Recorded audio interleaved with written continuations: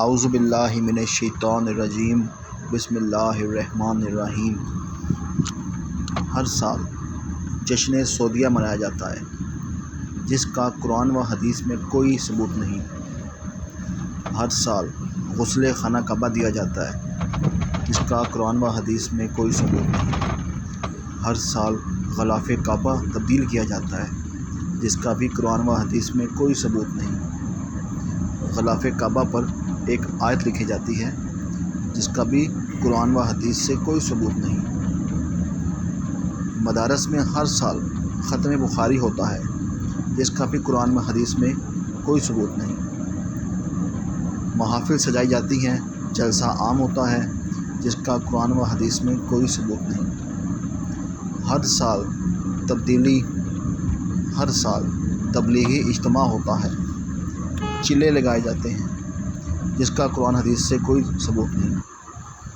صحابہ کرام علیہ رضوان کی وصال کے ایام منائے جاتے ہیں جس کا قرآن و حدیث سے کوئی ثبوت نہیں ملتا۔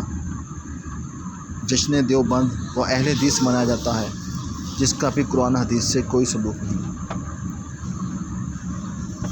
ذکر میلاد مصطفیٰ صلی اللہ علیہ وآلہ وسلم منانے کا کسی صحابی، ائمہ، محدث و بزرگان دین نے منع کیا ہو۔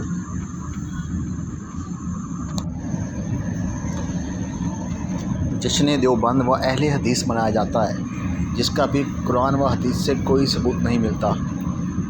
ذکر میلاد مصطفیٰ صلی اللہ علیہ وآلہ وسلم منانے کا کسی صحابی یا ائمہ، محدث و بزرگان دین نے منع کیا ہو، اس کا بھی قرآن حدیث سے کوئی ثبوت نہیں ملتا۔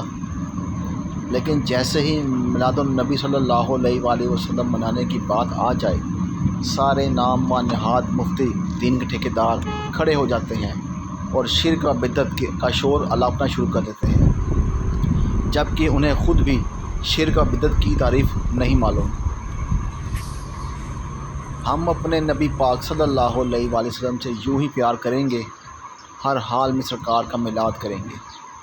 مرحبا صد مرحبا، میلاد کا موسم آیا ہے۔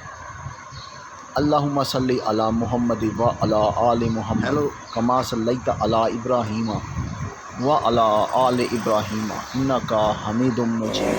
اللہم بارک علی محمد و علی آل محمد کما بارکت علی ابراہیم و علی آل ابراہیم انک حمید مجید۔